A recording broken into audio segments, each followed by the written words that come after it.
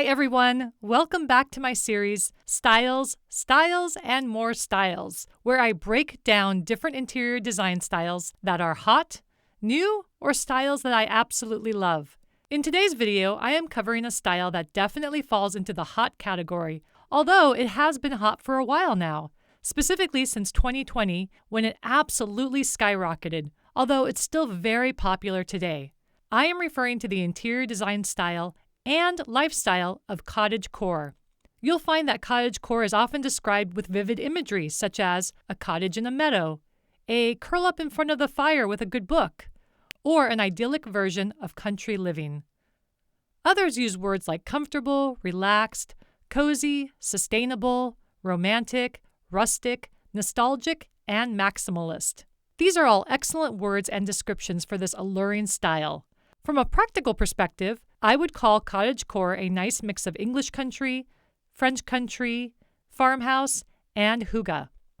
People fell in love with this style during the global lockdown because it helped us to create a home that took us back to the basics and emphasized those activities that helped us to relax, like baking, gardening, knitting, crocheting, and pottery.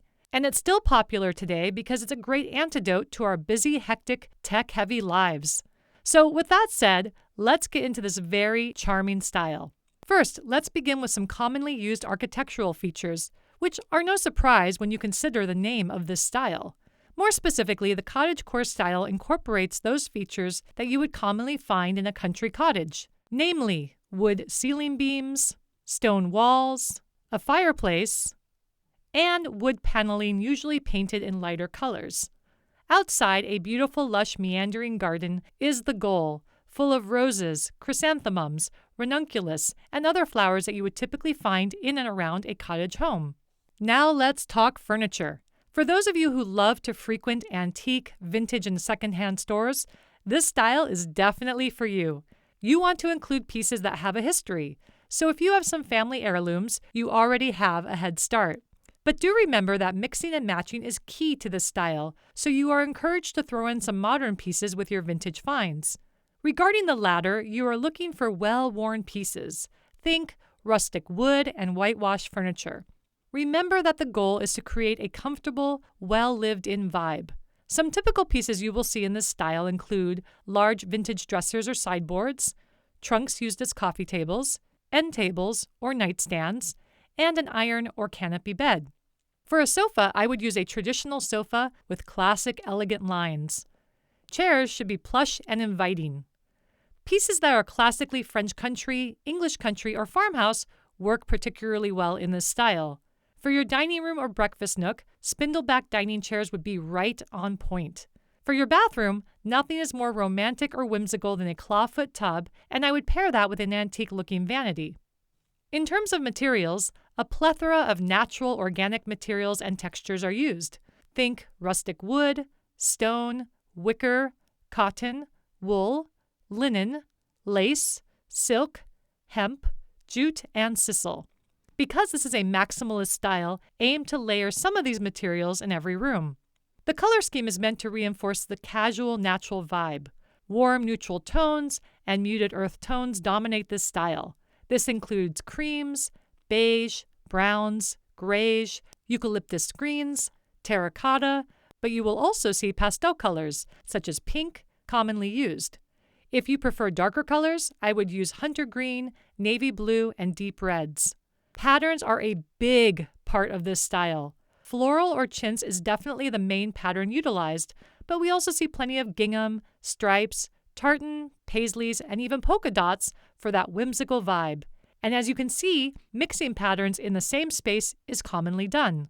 When it comes to window treatments, there are many choices that abound with this style. Personally, I love the idea of pairing beautiful curtains or drapes with either flat Roman shades or bamboo shades. And I would be sure to include a pattern in either the drapery panels or the shades. Or a pretty pattern shade on its own also works well, as do shutters. However, that said, bare windows are commonly seen in this style, and this can work really well, especially if you have beautiful window molding. Just look at how gorgeous this design is despite the bare windows. For flooring, think rustic hardwood floors, stone floors, tile that mimic wood or stone, or brick floors. Be sure to use lots of rugs in this style, including traditional rugs, kilim rugs, and jute and sisal rugs. And feel free to layer them like they do in the English country style. An excellent pairing would be a jute or sisal rug under a traditional wool rug. Use lighting to accentuate the cozy, comfortable feeling you are going for. This means that I would likely avoid recessed lighting and contemporary fixtures. Instead, for your ambient lighting, I would look to iron chandeliers, crystal chandeliers and pendants, rattan pendant lights, and wall sconces.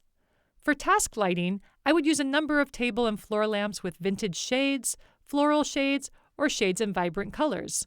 Vintage and industrial-style lighting also work quite well, especially in the kitchen.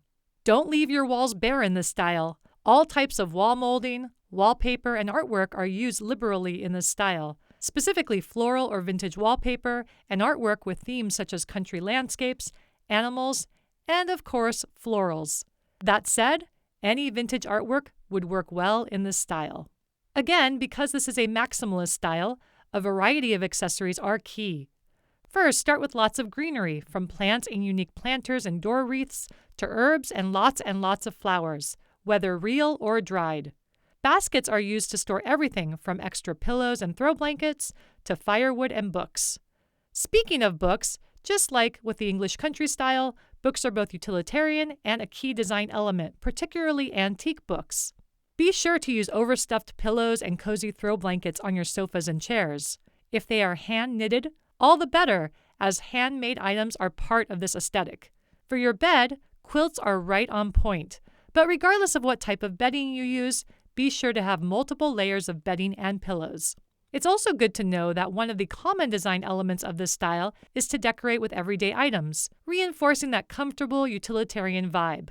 If you have beautiful china or any other collection that you want to display, this is definitely the style to do it in.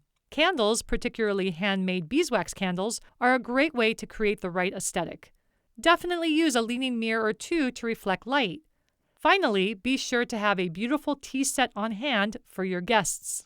A classic cottagecore kitchen would have white or distressed wood cabinets, open shelving, wood or marble countertops, hanging copper pans, stone or tile floor, warm antique brass or copper hardware. Retro appliances are an excellent choice, and I would include many glass jars to hold your dried foods.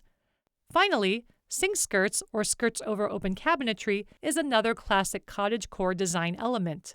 While vintage, antique, and secondhand stores would be my first stop for designing a cottagecore home, I would also check out Etsy, Cherish, Antique Farmhouse, Layla Grace, A Cottage in the City, English Elm, Pottery Barn, Pier 1, Wayfair, and Joss & Main. I hope you enjoyed learning about this charming, romantic, and very approachable style. As always, thank you for watching, and please subscribe so you can be notified of future interior design style videos. Happy decorating!